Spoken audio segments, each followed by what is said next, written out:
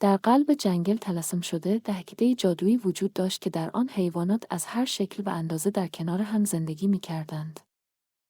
در این روستا جفت پیر خردمندی به نام الیور وجود داشت که به دانش گسترده و بینش تیز شهرت داشت. یک روز خرگوش جوان و کنجکاوی به نام بنی با سوالی به الیور آمد. چرا برخی از درختان در جنگل میوه‌های زیبایی می‌دهند در حالی که برخی دیگر عقیم می‌مانند؟ از بنی پرسید.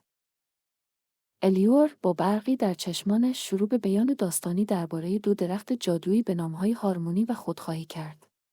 این درختان در کنار هم ایستاده بودند و ریشه‌هایشان در خاک غنی در هم تنیده شده بود. هارمونی، درختی مهربان، به تقسیم فراوانی خود با موجودات جنگل اعتقاد داشت. شاخه‌های آن میوه‌های لذیذی به رنگ‌های مختلف داشت و حیوانات از اطراف برای لذت بردن از هدایای شیرینی که ارائه می‌کرد جمع می‌شدند. سنجاب‌ها، پرندگان و خرگوش‌ها به طور هماهنگ زندگی می‌کردند، میوه‌ها را تقسیم می‌کردند و در صلح زندگی می‌کردند.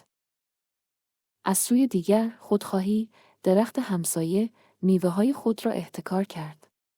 شاخه‌هایش با گنجینه‌های آبدار سنگین بود، اما حاضر نشد با دیگران شریک شود. میوه‌ها دست نخورده و فراموش شده روی زمین افتادند و هاله‌ای از تلخی را در اطراف درخت ایجاد کردند. یک روز طوفانی در جنگل طلسم شده، بادهای شدید و باران شدید را به همراه داشت. هارمونی با شاخه‌هایش در هم تنیده با دیگران محکم در برابر طوفان ایستاد. حیوانات زیر شاخه‌های آن جمع شدند و امنیت و آسایش یافتند.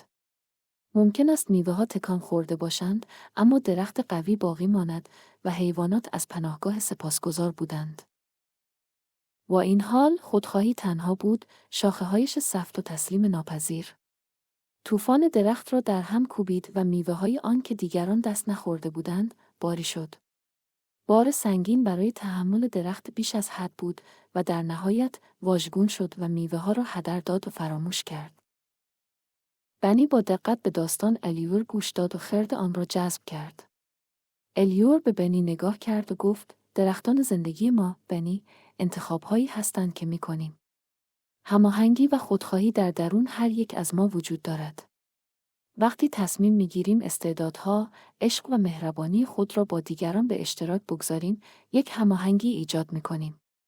اما وقتی هدایای خود را احتکار می‌کنیم و نیازهای اطرافیانمان را نادیده می‌گیریم، خطر از دست دادن همه چیز را داریم. بنی با الهام از داستان تصمیم گرفت کمی بیشتر شبیه هارمونی باشد. او شروع به تقسیم تنقلات خود با دوستانش کرد و هر زمان که توانست به دیگران کمک کرد. با گذشت زمان، روستای مسحور جادوتر شد و مملو از خنده و شادی موجوداتی شد که زیبایی زندگی در هماهنگی را درک می‌کردند. دوستان عزیز، جهان سپاس از این که با ما بودید. برای ادامه داستان‌های دیدنی لطفاً چینل ما را لایک و سابسکرایب و شیر کنید. زنگوله را هم فشار بدهید تا ما بتوانیم بهترین ویدیوها را تقدیم شما عزیزان کنیم. این برنامه از Entertainment for All برای شما عزیزان تقدیم گردید.